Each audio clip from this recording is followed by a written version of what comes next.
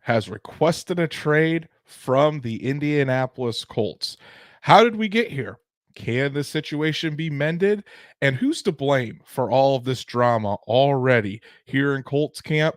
We're going to talk all about it all tonight. Welcome to the Horseshoe Huddle Podcast presented by Fan Nation on SI.com, part of the Fans First Sports Network. My name is Andrew Moore, and I'm here as always with my co-host and fellow writer at Horseshoe Huddle, Drake Wally. Drake, the Colts can never take a weekend off. I tried to stay off of things. It was my birthday weekend, was hanging out with friends and family. And so I was hoping that nothing major would come out. So Saturday night, right after Colts practice, the news drops that Jonathan Taylor has requested a trade. Kind of put a little bit of a damper on my birthday weekend, but hey, it is what it is. There's no loss of content here in Colts country. How are you doing, brother? I'm doing really good. It was a lot of fun going to training camp for the first time. And, the big story wasn't, how well everyone looked or, Anthony Richardson being frustrated and Steichen helping him. It was what Jonathan Taylor's facial expressions were. That was what the media room was talking about from top to bottom, man. So I'm excited to talk about it now. Hopefully we can get a resolution to this, but it does need to be broken down. So. I mean, it's not truly a Colts training camp if there isn't some sort of drama going on behind the scenes. It seems like year after year after year, you can certainly count on it. We already have people ready to talk Always. Jonathan Taylor in the chat. Wombat, it's here. What's up to you? Beverly Twin Life is also in the building. Stats Matt, good to see him back. Glad this is a quiet offseason for the Colts. What could we possibly talk about? What has happened since Thursday? Well, we're going to get a heavy dose of it tonight, Stats Matt. Joe is in the house. Good to see you. My beautiful wife Danielle has already given us her nightly super sticker as more and more people come in here. And then Sarah is here. Hello to you, Sarah. And guys, we're going to be talking a lot about Jonathan Taylor, a lot about some of the other things that are happening at Colts camp, really just getting everything set up for the week here.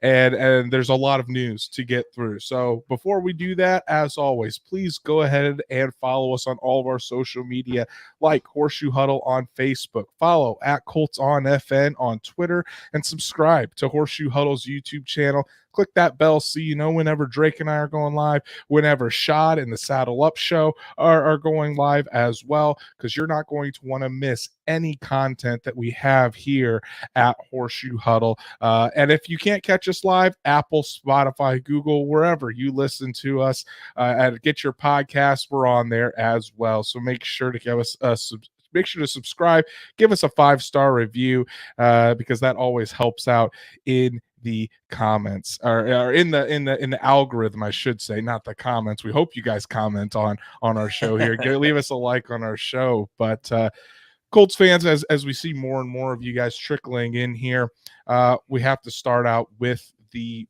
big news from the weekend. Jonathan Taylor requesting a trade from the Indianapolis Colts. It certainly wasn't I wouldn't say it was surprising with how things have been going. And it turns out that Jonathan Taylor actually requested a trade from the Colts. It wasn't even on Saturday. That's just when the news came out. Ian Rappaport was the first one to report that on Saturday night. But it turns out that he actually requested this trade on Tuesday. The more that's come out about this, seems like Jonathan Taylor, after that that meeting with Chris Ballard that he had on Tuesday, is when that trade request came through, and that kind of makes sense about what everything else that has transpired since. Special shout out to Truitt here for also giving us a super sticker tonight. Truitt, we thank you so much. You're one of the good ones, buddy. Really appreciate the super sticker. But yeah, Drake, the title of this episode is our gut reaction to the Jonathan Taylor trade request. When you saw that notification pop up on your phone on Saturday, what was your gut reaction? Well, it was actually interesting. I was out on a walk with my girlfriend Aubrey, and I just really didn't think anything of the notifications coming through. Didn't really look at my watch. Got inside, and I said, "Man, this was just a joke. Not a joke, but like a tweet that I put out after seeing his reaction at training camp, just his face, I was like, the worst thing I'm waiting to hear is Jonathan Taylor requests a trade. And I thought to myself, he's got 1 year left on his contract. No way. No way is he. No. And then he did. I could not believe it. I was like, holy cow. Either this guy has been quietly pissed off for a while, or his agent, as we'll probably get to at some point, Malki Kawa, is just very good at getting into, getting into the head of his guys, as his job indicates he should. So, shock. Really hope it gets worked out, and the offense could look a whole lot different without him. I'll tell you that. Yeah, I said earlier that it wasn't surprising, but I also didn't think it would come to this point. Yeah. I never thought that Jonathan Taylor would be the type of guy to request a trade, just to flat out say, you know what, if you're not going to pay me right now, I'm done, and that's certainly what it has come to. And there's been a lot of talk about his agent, like you said, Drake, and we're going to get to that in a bit.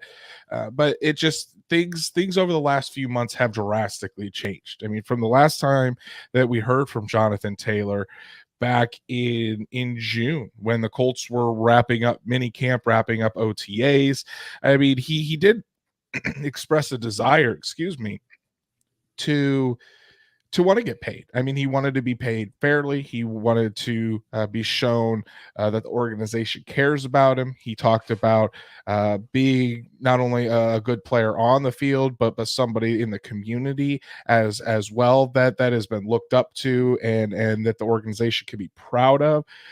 But all of a sudden, ever since he has came to training camp, it has been that stoic, that scowl on his face, hood up, doesn't really interact with anybody. I think when we were there on Friday, we saw him interact with Anthony Richardson for a little bit, and that's it.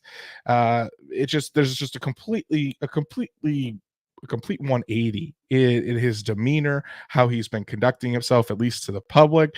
Obviously, there were some reports today by Pat McAfee that he's heard that Taylor hasn't been exactly react or treating the others within the organization, like the equipment staff. There's been a change in his relationship and his interactions with them as well. It's just this isn't good between what is happening privately, and now it's leaking out into the public space. This whole thing is just a mess, and there's just so many different ways that Taylor could have gone about this, that his representation could have gone about this, that it didn't need to be in the public eye. Maybe they wanted it to be in the public eye, but it seems like now that it is, there's a lot of Colts fans that are turning against Taylor and his agent for how they've handled things. Yeah, and look, I understand the frustration, but there's a multitude of reasons. That's why it's so hard to break something like this down, is because there's so many reasons why Taylor feels and looks that way. I mean, there's theories out there that he's been coaxed into doing that by his agent to increase his value and just show how disgruntled he is to the organization, which is ridiculous. But you've heard it. That's how many things are being said about this. I personally think that he wants a certain dollar amount, as we'll get to later, and the Colts are just sticking to what the league market value is, which is, unfortunately, you just saw it with Saquon, 1 year, 11 million. Okay. Is he probably worth more than that? Probably, but no one else is going to give him that deal. New York offered it to him and he caved. So it's like, that's how the running back position is. And like you said, over the last couple months, it's been incredible how fast it's just fallen in value. So, man, I do got to say, any Colts fan out there that is excited about Evan Hull, you're excited about Deion Jackson and, potentially what that backfield could do, they're not going to do what Jonathan Taylor can. Not with that offense, not with Steichen, not with Anthony Richardson. I could be wrong, but there's almost no chance of that happening, being on that level of Jonathan Taylor with two rookies, potentially Scott and Hall. So sorry for the rant. Basically, it's going to be a lot different if he's not on the field with the Colts, whether he holds out somehow or he somehow inevitably goes against what Irsay said and he ends up getting traded. Right. And I mean, as Irsay said on Saturday, the Colts will not be trading Jonathan Taylor. They said not now, not in October, meaning at the trade deadline. Just the Colts right now are not considering it. Now, when Taylor met with Ballard and requested the trade then. Ballard at that time, Ballard had said, didn't say yes, didn't say no. He said the team would discuss it. That was being reported by Stephen Holder at ESPN. But now that we have that things have taken place, and Irsay has come out flat out and said we aren't doing this. We are not going to be requesting a trade with John. We're not going to be conducting or accepting or moving forward with that trade request for Jonathan Taylor. And what I think what a big problem with all of this and why Taylor is so upset is how the Colts are approaching this all now. I mean, we've seen over the years, we have seen Ryan Kelly, Braden Smith, Shaquille Leonard, Quentin Nelson, Nyheim Hines, even all these guys get extensions before their rookie deal is up. Now all of a sudden the Colts are in a wait and see approach. I mean, we heard Ballard talk last Tuesday about it. He said, "Yeah, our history is good at paying our own players, but we had 4 wins last year. We have a new coaching staff coming in. So as of right now, where the Colts position on this is, and it's not just with Jonathan Taylor. This position is where they're holding on Michael Pittman Jr., on Kenny Moore, on Julian Blackman, currently on all the guys that are up for extensions or only have 1 year left on their deals. The Colts are holding this same position. So don't think it's just with Jonathan Taylor, but they want to see how this team and how these players play with this new coaching staff and what they can prove. And because of them trying to shape this roster moving forward, they're now doing this wait and see approach to see who they want to keep and who they want to move on from. And Jonathan Taylor is simply just not accepting that. He doesn't want to. He wants to be paid now. He thinks he has done enough to earn that second deal. And regardless if that's the right way to go about it or not, this is the Colts have the prerogative to wait and sign players or dish out extensions whenever they want, to be honest with you, because at the end of the day, it's their team. And yes, it might be a disadvantage for the players, but at the same time, I mean, you also signed that contract. So it's a little of he said, she said, of who's right, who's wrong. And you can make an argument for both sides, Drake, but that's really, I think, the crux of this and why Jonathan Taylor is so upset. Not only that they're waiting they haven't even offered him an extension or the dollar amount, but just the way that the Colts have all of a sudden done a 180 and are changing how they do business, which, I mean, it could be the right way to go about things, could be the wrong way. We'll have to see. But the Colts can do that. That's because they're the ones that dish out the contracts. And whether you like it or not, that's just how it's going to be this season. And I think Jonathan Taylor's just going to have to accept that. Yeah, and there's like you said, there's both ends to this argument. The quick negatives could be, against why he should get the extension. Well, you've done 1 year's work of real hardcore stuff from the backfield. I mean, Henry's out there with multiple, Cook's out there with multiple. Those guys, I mean, Henry is to be determined, but Cook, of course, that wasn't enough with the injuries, and so he's also coming off of an injury. That's another thing. He's not a receiving back, which is true. Look at even Wisconsin. I mean, the guy caught, I think, in 3 seasons, 30 passes, and he was on the field all the time. Okay, so they did not throw Jonathan Taylor the ball even in college.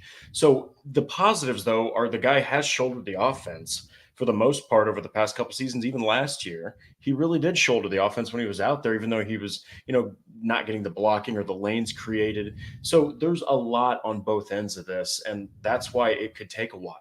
I mean, and you're going to hear more and more coming out about this, especially with the fact that his agent does come from mixed martial arts, which even if it's real fighting, you promote and you start stuff. You get in arguments and it's accepted. It's way different in the NFL. So that's why it looks and feels so crazy, is because this guy's coming from a different way of being an agent in a totally different sport. So you got to hope, though, again, that Jonathan Taylor and the Colts can come to an agreement, because this offense is just going to be so much more dynamic, and I think it's going to help Richardson's development immensely if Taylor's behind him. Right. And I want to highlight this comment from Stats Matt. He said, like you said, Andrew, new offensive staff. Who knows if Steichen likes the defense after the season? So hard to determine who to keep. And they gave Steichen a longer deal. So they're Yeah. letting Steichen really build this team. And they want to see who performs well in this offense, who doesn't.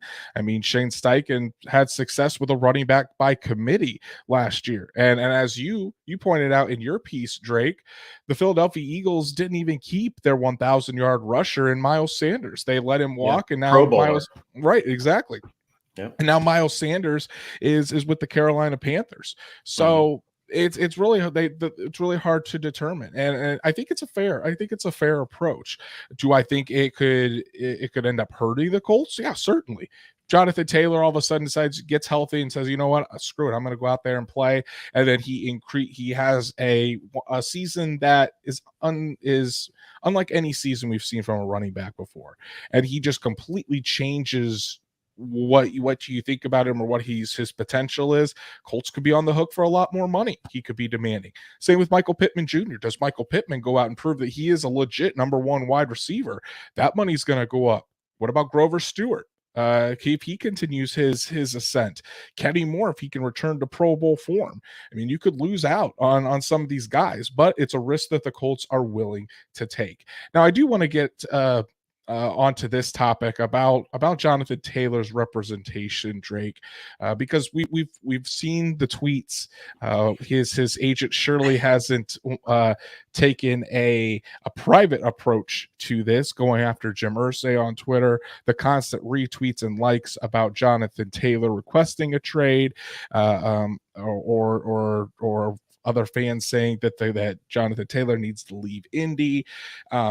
And honestly, I mean, yeah, you said he comes from the world of MMA. They do like to promote things, so it is a different style, and ultimately this might not make a difference in how negotiations are played out. But number one, the public is not on their side. I mean, I have No. seen numerous Colts fans talking about how this agent is a bum. He's gone about things the wrong way. He's giving Jonathan Taylor incredibly bad advice on how to handle the situation. And so far, I mean, it seems like they're right because things aren't going anywhere. The public is just continuing to sour on these two, and Jonathan Taylor doesn't really look good right now. That's not just the media pushing a narrative. That's what fans think. That's what other people around the league think, and it's just I don't really see what good this is all doing. Like, what is their angle to make either the public get on their side, the Colts to get on their side? It's I just can't see it. Can you do you have an idea of what they might be trying to do, or are you in the same boat as I am? Well, it's really hard to say because it's not his first stint. Because I'm pretty sure is it and you can I don't know if you can clarify this, Andrew, but is he the agent of Shaq Leonard, or is his Correct. agency? Okay, so he is Shaq's agent. Correct. Correct. Okay, so he's got experience in the NFL, and he doesn't do anything. He did nothing like that with Shaq Leonard at all. Now, maybe Taylor sought him out because of this. He knew that the running back position was being devalued, and maybe he could see it early on. And he thought to himself, maybe there's a guy. I mean, look at what he did for Shaq Leonard. And this guy comes from, I mean, he was John Jones's, or is, I don't know if he was or is, he was John Jones's agent. And John Jones is literally one of the dirtiest guys in sports ever.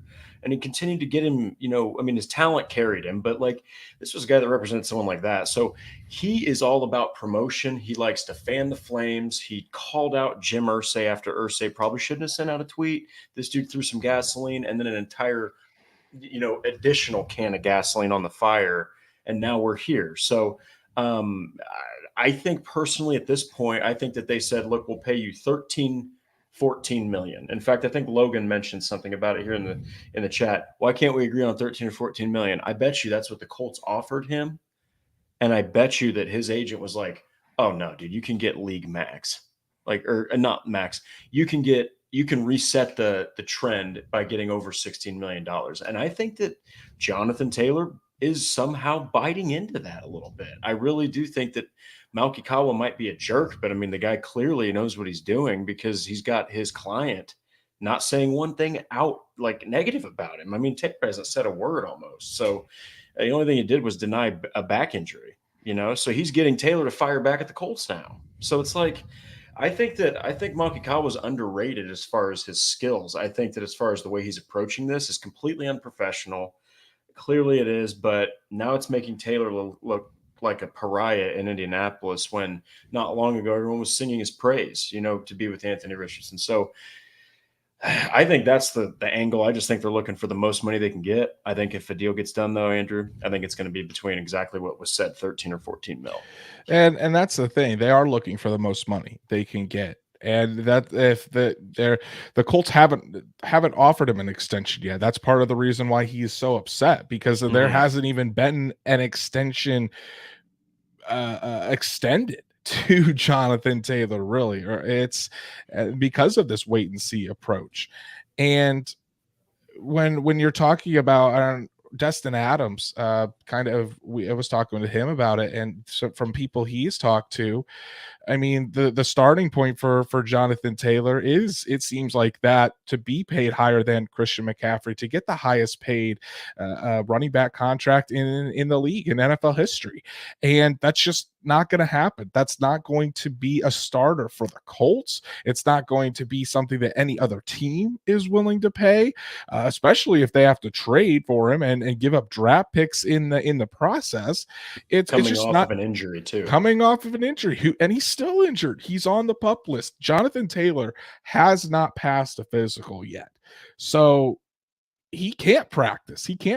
And I mean, people say he's holding out. I mean, technically isn't, because he's not even healthy enough to hold out. He's got to get healthy first, and for him not to even be able to pass that physical with that ankle injury, which is something that should be healed up by now. He had the surgery in January, and a procedure like that shouldn't take at most more than a couple months to heal. Now he's still having issues with it.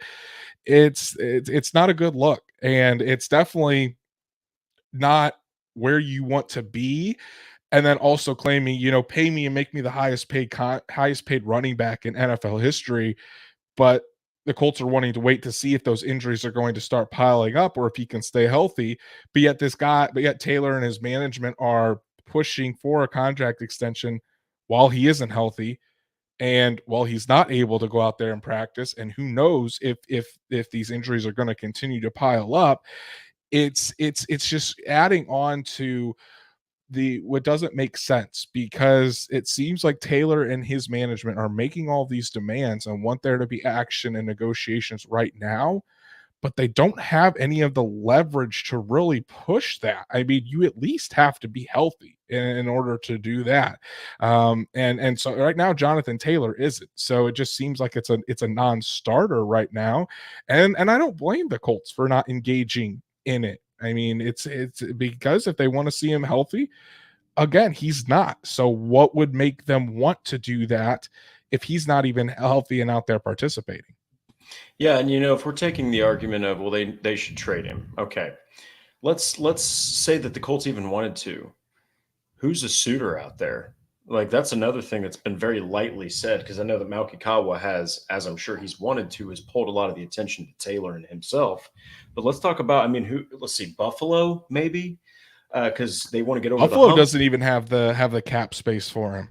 Well, there you go. So that completely removes them. Miami is another potential suitor, because you've been hearing about Dalvin Cook, but how does he fit? He's not a receiving back in a passing offense, So it's like there's just not really a market out there for him. Then you got to get into the cost. Who's going to pay him that kind of money? That's more than likely, because we don't know for sure. But I really I'd like to side with Destin Adams on that one. Is that I bet you that he started right there at the league max and is pushing for higher. And it's just incredible because there's no leverage, like you've said, over and over again. Yeah, and that's trading for him. It just seems like you also have to find that trade partner, and it's going to be tough to find that trade partner for a running back that wants to get paid. And it's not like the Colts are the only team that is not paying running backs. Mhm. Most of the entire NFL is not dishing out money to running backs. And even when they did, I want to touch on this at the we always talk about Christian McCaffrey making on average 16 million a year, Alvin Kamara on average 15 million a year, and that's what all the running backs that are gunning for new deals they want to get to. But the NFL right now is like, that's just not going to happen. And because running backs are so easily replaceable. I mean, we saw Isaiah Pacheco, a 7th-round pick, go out and play very, very well with the Kansas City Chiefs last year. There is a very loaded running back class that's coming in the 2024 class that a lot of teams could be eyeing and say, we can get our next back right there. So when you're looking at guys like Alvin Kamara and Christian McCaffrey, not even thinking about like the other running backs, but things that make them so special is you look at Christian McCaffrey and his receiving threat, Alvin Kamara and his receiving threat. These guys aren't just downhill runners. They're all around backs that can do everything. Now, do I think Jonathan Taylor is a top 5 back in the NFL? Absolutely, I do. But at the same time, Jonathan Taylor, for how great he is, he still has some weaknesses. I mean, if you turn on the film last year, Jonathan Taylor in pass protection was not good. There was a lot. I mean, the offensive line took a lot of the heat, but the tight ends and the running backs are involved in that pass protection as well. And it's just not there as at an elite level. His pass protection, you could say that his receiving prowess isn't there when you compare it to the elite receiving backs in the NFL, like Christian McCaffrey and Alvin Kamara. So if he wants to be paid that, he needs to be that all around back. And you can start poking holes into that and say, you need to be the best running back in the entire NFL if you want that. And if not, then you're not going to get that deal.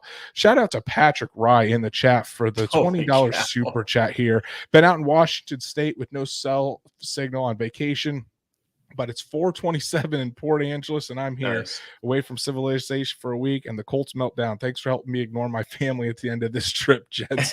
Well, Patrick, we always love your presence in our chat. You make us laugh every episode, and you provide great analysis too. So shout out to Patrick. Really appreciate the super chat. You're a legend, man. It's as simple as that.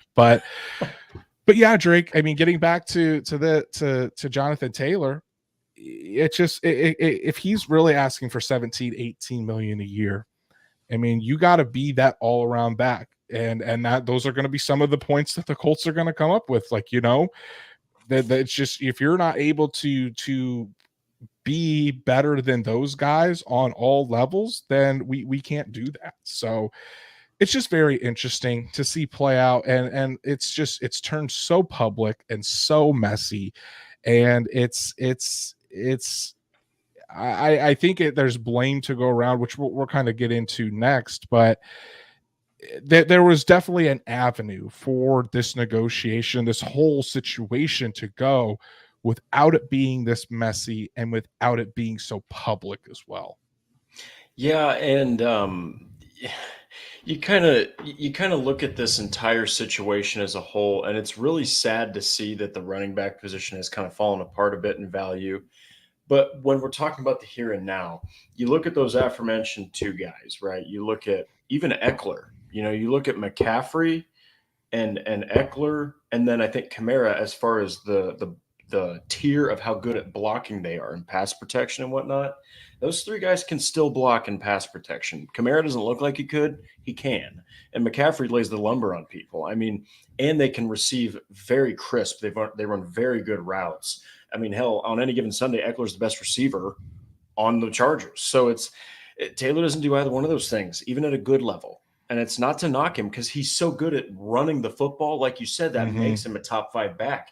Good God help any defense if he can figure out how to even be an average pass catching back and an above average blocker. I mean, man, his value will skyrocket. So I bet you those are probably the two areas of leverage the Colts are just holding on to because they don't have to move. They can stand right there in those positions and say, you don't do either one of these things. How do you think we need to pay you more than the guy who does all three of those things? So it's a wild time to be a Colts fan. And as you said, it doesn't really seem like there's any off season where the drama doesn't hit. But I can't remember a situation where it's been, at least in recent memory, where it's just been this weird, crazy, and just completely unexpected. Unboxing Mania, I want to shout out him, says I'm on the side that JT's agent is terrible and he is getting fully influenced by him. Such a terrible moment to start asking for a raise with the current running back market, plus coming off an injury riddled season. And then we've got another super chat from Patrick here. Guys get mad about the running backs being devalued, but the state of the game and schemes of offenses speak for themselves. See the following. Patrick, this man is just he's coming in hot with the super chats. This is why we call him a legend, guys. Legend times two. Because Patrick just does not stop with his generosity. We really appreciate you, Patrick. There's going to be a comment following after that. So yes, so there's a colon. Yeah, there is a colon. So we'll see if Patrick follows up here. But yeah, Drake. I mean, let's ultimately, who do you think is to blame? Is this the Colts? Is it Taylor? Is it just his agent? As we get the follow-up comment, another super chat from Patrick. The best top seasonal rusher team finished by recent decade. From 1990 to 1999, there were 4 Super Bowl champions, including the top rusher. From 2000 to 2009, top rusher appeared in 1 Super Bowl and lost. The game has changed. And Patrick, thank you so much, buddy. I mean, just blown away with your generosity. But Patrick's absolutely right here. The game has changed. This isn't the 90s anymore, where teams win by running the ball and defense. Teams win by throwing the football. We're going to throw to score points, and then we're going to run to win because you've already scored so many points that you're up, so you finish the game off by running the football. Shane Steichen. So, Drake, who's to blame in all of this? Colts, Taylor, his agent, combination of all of them? What's your take? I mean, I think that I could go the vanilla answer and say a combination of all of them, but if we're going to pick a side, it absolutely has to be Jonathan Taylor and his agent, both of them. It's more so his agent, okay? Because like I said, his agent has come in from a world of sports where it's incredibly aggressive, the way that you push deals and promote them. I mean, crap talk is literally just part of the game. It's not that's not how you do it in the NFL. It's all about respect in the NFL now. So this has not panned over well. Taylor, I think, is feeding into this guy. So I'm not going to say shame on Taylor. He's young, man. He wants to make money. He wants to get paid for what he's done. I respect it and I get it. But he's also not being reasonable and maybe needs to accept that his representation is just ridiculously bad. Now, I think he needs to get through this contract thing first before releasing your agent, because God forbid if you have to start over again. It'll be his 3rd time, everyone. He was already with another agency that he dropped because they were dealing with a legal matter. And then he gets with this guy. So Taylor's 0 for 2 with his representation. But I think he's going to have to get through this, before picking someone else. But man, it's definitely on Malky Kawa and it's on Jonathan Taylor. But I would put Kawa's influence and how ridiculously toxic it is up here. Taylor's just following his agent, man. And to cap it off here, Patrick with another super chat to finish up. Say from making it rain in here. From 2010 to 2019, the top rusher lost in the conference championship once. From 2020 to 2022, top rusher lost in the wild card game. Wow. And that was Derrick Henry, I think. It was. And he caps it off by saying it's obvious when you look at the starting running back of every Super Bowl winning team the past 15 years. And it's true. All that's true. Just the devaluation of the running back, because it's more of a by committee approach, and the league has turned into a passing league. And that's what's most important, is that quarterback position, not a strong running game. We'll give a shout out here to Augustin from Panama again. He says, I think the influence in JT goes farther than his agent. I think there's someone on the inner circle that is making him see things that aren't there, and it really could be. But as far as blame game goes, part of the vanilla answer is correct. There is blame for on all sides. The Colts definitely for deciding to do this and change things up. As we get another super chat from Logan Schmidt, who says Patrick is a goat. Absolutely. We'll shout out to Thank you, Logan. Patrick and our other goat, Logan Schmidt. Thank you so much for the super chat, buddy.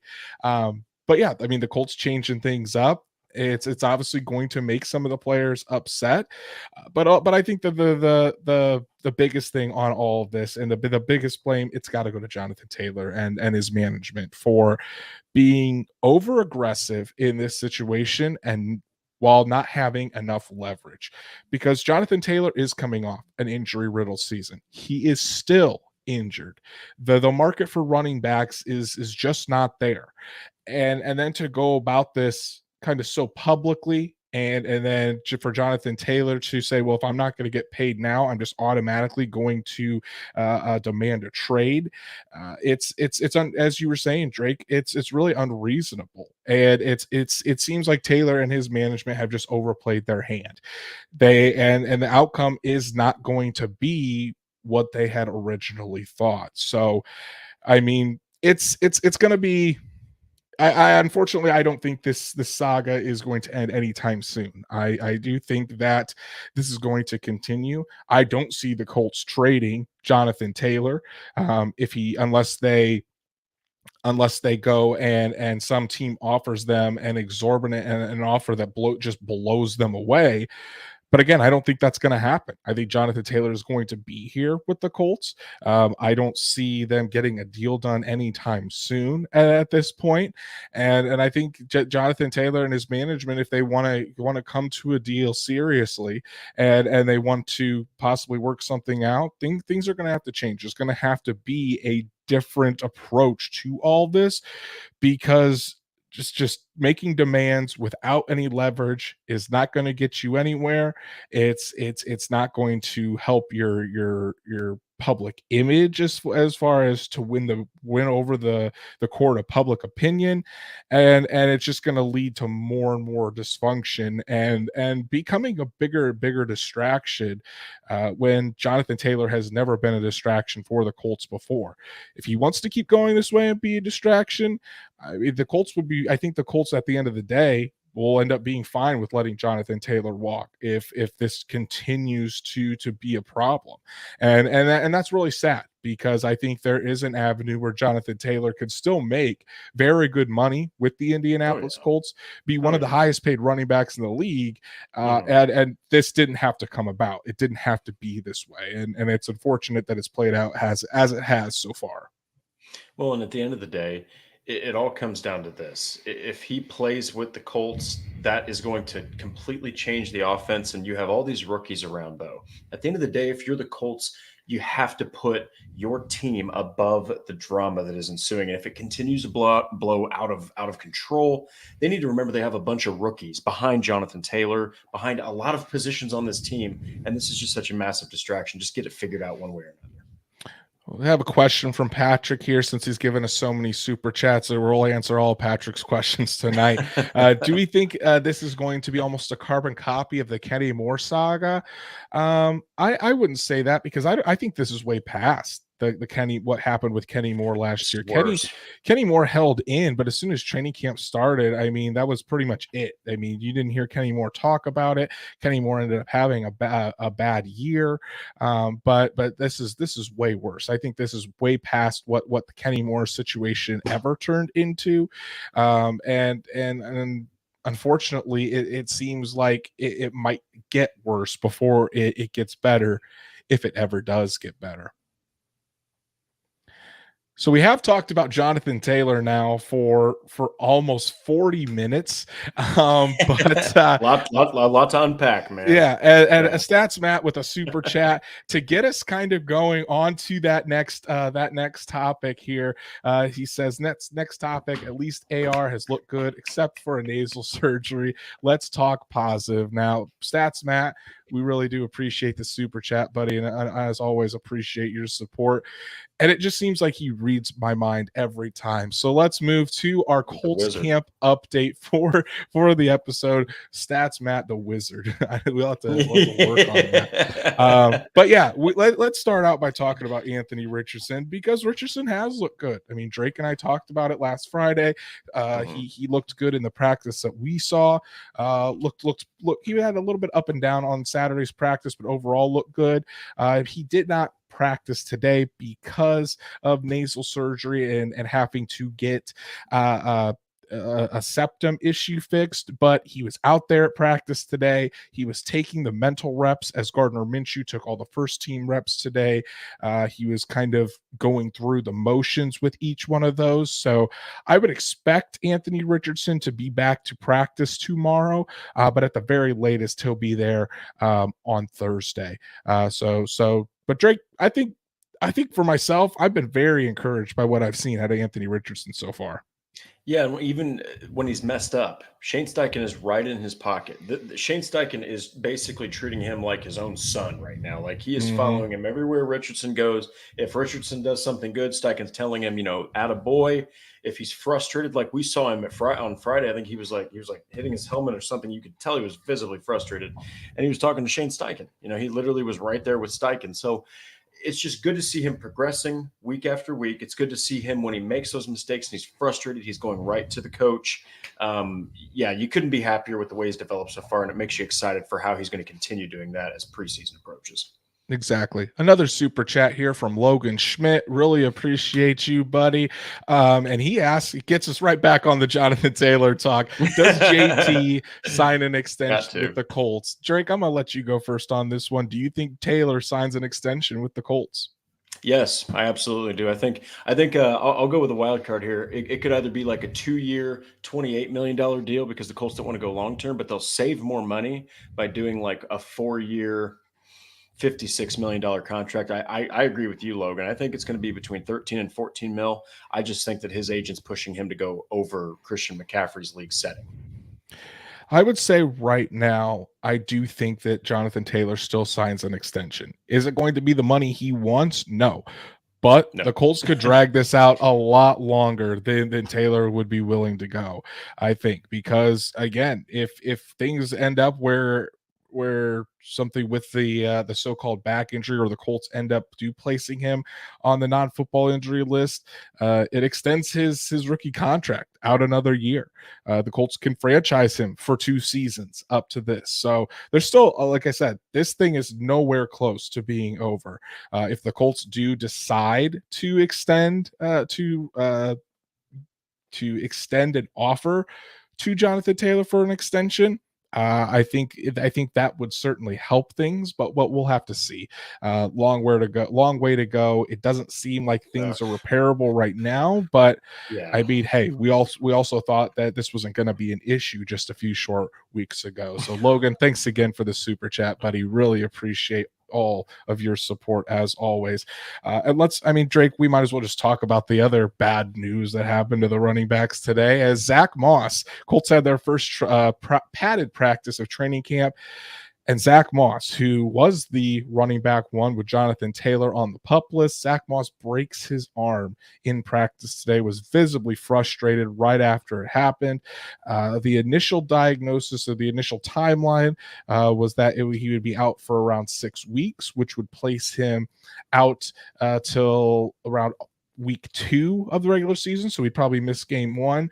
Again, Stephen Holder of ESPN is reporting that the timeline that he had heard is a little bit better, 4 to 6 weeks. So if it's closer to that 4 range, Zach Moss could be ready for week 1. But either way, just not good. Considering everything that's going on with Taylor and the Colts, they don't need any more issues with the running backs, and unfortunately, the de facto running back one goes down with an injury today. Yeah, and he was doing, good things in camp. In fact, everybody in the running back committee, even Jake Funk, has had some plays. But, there's been people that are like, well, hey, next up, all right, Xavier Scott and Evan Hall. Well, you have a 5th rounder, okay, and an undrafted free agent. Okay, that's not what you don't want those guys to have to jump into a starting role like that their first season. They're going to really get more effective experience by being behind guys like Taylor and guys like Zach Moss. So you can only hope that Taylor gets this extension thing done, and you can just hope that Zach Moss's injury status is 4 weeks instead. Because last season he actually played pretty dang good for the Colts, almost averaged 5 yards a carry, looked great at the end of the year despite losing to the Texans. He had over 100 yards in that game, man. I mean, he was basically rolled the offense out there by himself. So he's got promise in Steichen's offense. It just stinks that after everything going on with Taylor, this had to happen to compound it. Yeah, and I mean, I'm a big fan of Evan Hull, but I don't necessarily want to see him go out there and be a 3-down starter right away. I mean, let the guy get used to the NFL a little bit first. But Deion Jackson has started in that role before, has had some really good games, has had some underwhelming games at times. But we'll have to see. Hopefully this whole Taylor situation, maybe once he comes off of PUP, we'll see if he decides to hold out or if he goes out there and plays. We'll have to see. But just more drama surrounding the running back position as of right now. Another super chat from Patrick here. He says Taylor will sign an extension when it comes to it, and he will see the upside with playing with Anthony Richardson and stay. Kenny Moore 2.0 is what I'd see. Agreed. All right, what I'd say. Patrick, thank you so much, buddy. I think own the channel. Right, exactly. It's going to be the Patrick Rice show here in a bit, but it's. I think that's what Colts fans all want to see is Jonathan Taylor sees the upside, decides to that he buries things when the Colts do offer him an extension. He's okay with it. Lot still left to go, but Patrick, I think I've told you thank you like 7 or 8 times, but thank you once again for all. If I ever see that guy, I'm going to buy him support. a 6-pack. Away. Exactly. But hey, even more, we'll buy him a couple shots. But let's move along to another injury, unfortunately, that happened at training camp today. Jelani Woods was seen with a wrap around his leg. Shane Steichen said that it was a little bit of a hamstring. He didn't go into detail. He hadn't been updated on it yet, but Colts are dealing with a lot of hamstring issues right now. But with Anthony Richardson out there, with Jelani Woods expected to have a really big year at tight end, you don't want to see him injured. You want him out there as much as possible in camp. Yeah, and they have a crowded room, so this is going to allow the next man up, whether that's Mo Alley or Kylan or, Andrew Ogletree. Drew Ogletree's been looking great like he did last year, so who knows what's going to happen. But, man, that is an injury you don't want to see. And right now I think the Colts are going through a little bit of an injury spell, so you're hoping that as the weeks, kind of approach here that you see fewer and fewer people wrapped up in stuff and on the list of inactives. Thankfully, outside of Zach Moss, everything has been pretty minor. So if that could continue, I'd be happy with that. But there has been a rookie on the offensive side of the ball that has continued to make plays in the receiving game, and it's Josh Downs. And he had the play of the day in camp today on an out route to the left. Gardner Minshew put it on him, and Josh Downs snagged it with one hand away from the cornerback, showing his catch radius and those sticky hands that we all knew he had coming out of North Carolina. But good to see that rookie making some plays and really making a name for himself in camp. Well, we've been saying it. He's only 5'9", but the guy's catch radius is ridiculous. And it's even ridiculous when he only has one arm outstretched. So that just gives you encouragement for what this guy is capable of as he gets more NFL experience and gets better acclimated with his quarterbacks. Right. And things at the slot receiver position are kind of playing out how Drake and I thought they would. Right now, Isaiah McKenzie is the starter in the slot, is that wide receiver 3. Josh Downs is working primarily with the second team, still getting plenty of first team reps, but Isaiah McKenzie would be the starter now. But Josh Downs is knocking on that door, and we think as the season goes along, Josh Downs will probably end up as that starter and have a pretty big role within this Colts offense. So just to kind of wrap up here with a little bit of defensive talk, Drake, a guy that's been making names at cornerback with the injuries to Juju Brents, to Darius Rush, There's been another starter on the outside, Daryl Baker Jr., a guy that we really didn't talk too much about coming into the season, but he's had a really, really good camp so far, and he's pushing for some starting reps. As far as he's been holding his own against Michael Pittman, against Alec Pierce, in those one-on-ones, in the team settings, Daryl Baker Jr., probably one of the surprises of training camp so far. Well, and that's got to be reassuring for the Colts because they didn't go out and sign a big name free agent. They shored up their depth chart with a signing. So for a guy like this that's been in the works and been in the organization to kind of slowly work his way up, that's got to be really, really encouraging if you're Gus Bradley because you didn't have to spend a lot of money to go get somebody and you just developed someone within the organization. So you're hoping it continues. It'd be pretty cool if it did, and might make us all feel stupid for not talking about him come this time next year. Yeah, so I mean, it's just at that worst, it's showing that he could be a bright spot in the cornerback depth area once Juju Brents and Darius Rush return. That's something that the Colts, that was one of the major issues, is do the Colts have enough depth at corner? And if Daryl Baker Jr. can continue this, that's just another body on the outside that the Colts can use throughout the season if they need to. But the other players that missed practice today were Samson Ebukam with that hamstring. Again, Juju Brent's still dealing with that hamstring, and Darius Rush with a shoulder injury. Safety Julian Blackman also with a hamstring, and then Jake Witt, the 7th-round rookie offensive tackle, is dealing with a little bit of a hip injury. Shane Steichen, again, said that none of these are too serious, and they're expecting these guys back soon. But I think you'd really like to see those rookie cornerbacks get back out there as quickly as possible. Juju Brent still has not practiced. Darius Rush with only a couple practices. You want those guys out there and taking as many reps as possible because they're going to be relied on heavily throughout the regular season.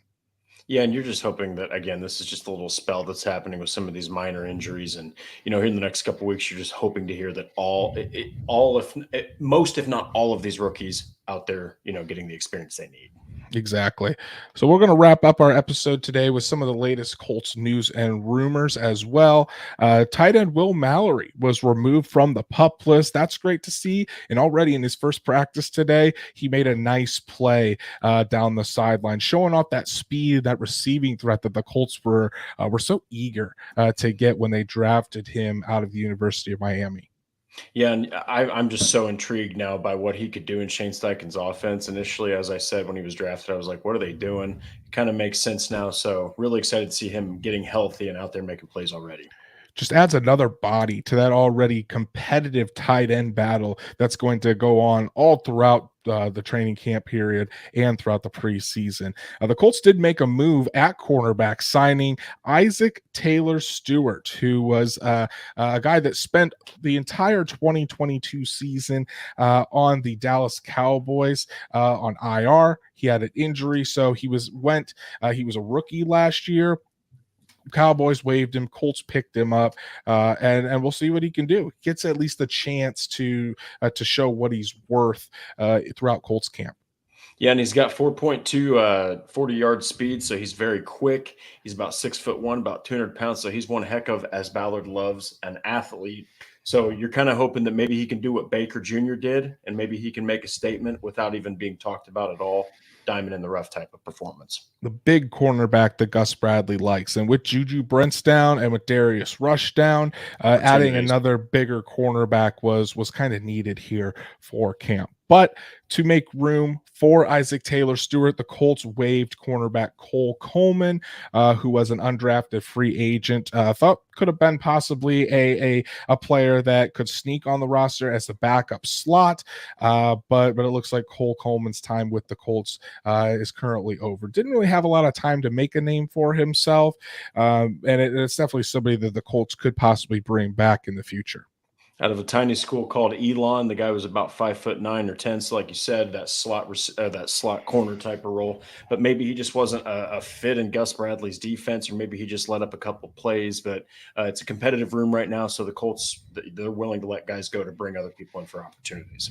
Right. And when I know all of the focus has been on the Jonathan Taylor situation for the past week, but there's a lot of things that are going well in Colts camp on the field, Of course. despite all of the drama and all the nonsense surrounding Jonathan Taylor and his contract extension off the field. So that's our show for this evening, guys. Really appreciate all of the support.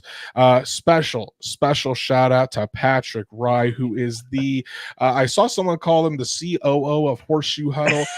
He's basically the lead investor of Yeah, he's like the Horseshoe CFO, Huddle, Chief the Financial Officer. the CFO of Horseshoe Huddle. So shout out to all of our super chatters tonight, Patrick especially, but also Stats Matt, Logan Schmidt, the super stickers from Truett, and my wife Danielle. All of you guys, thank you all so much for your support. It means more than you know, and it really helps us with this show being able to produce as much content as we do and bring it to all of you Colts fans. And if you haven't followed us already on social media, please, we encourage you to do so. Like Horseshoe Huddle on Facebook, follow at Colts on FN on Twitter, and subscribe to the Horseshoe Huddle YouTube channel and hit that bell so you know whenever Drake and I are going live, whenever Shad is going live with the Saddle Up show, and especially when Drake and I are going live from training camp. We'll be back at training camp on August 6th. So we'll bring you a live show at that time. So make sure you tune in. And guys, with everything going on, if you can't catch us live, Apple, Spotify, Google, wherever you listen to your podcasts, we're on there as well. And then this Wednesday, there'll be another episode, the second episode of Horseshoe Huddle Halftime from Drake and I, which is audio only. So make sure to subscribe so you don't miss out on that as well, because it's going to be a lot of fun. Those episodes are a lot of fun. Just kind of sitting back, talking about whatever Colts topic comes to our mind. So as always, Drake and I writing diligently on horseshoehuddle.com to bring you written content as well. Drake, what are some of the things that the people could go check out that you've written?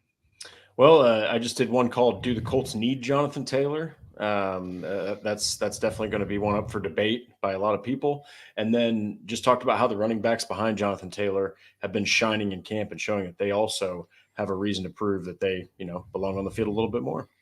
Awesome. Yeah, great pieces. Make sure you go check those out. As for me, I wrote a piece last week detailing what Shane Steichen has had to say about Anthony Richardson. Steichen went into detail about Anthony Richardson's progress through his first week of training camp, what he's done well, what hasn't he done well, really what he is continuing to work on, I should say. But really insightful piece and some great talking points from Shane Steichen. So make sure you go check that out. And guys, I'm going to jump in on the Jonathan Taylor saga tomorrow. Jonathan Taylor or the Indianapolis Colts? Really, who is to blame? We talked about it tonight, but I'm doing a deep dive on that, and it's going to release on Horseshoe Huddle Tuesday morning. So make sure you go check all of that out. You can follow Drake at DeWalster Drake. You can follow myself at Andrew Moore NFL, and we'll be back Wednesday for Horseshoe Huddle Halftime and live here on YouTube Thursday night to talk about all the latest Colts news. So until then, have a good one, and we'll see you then.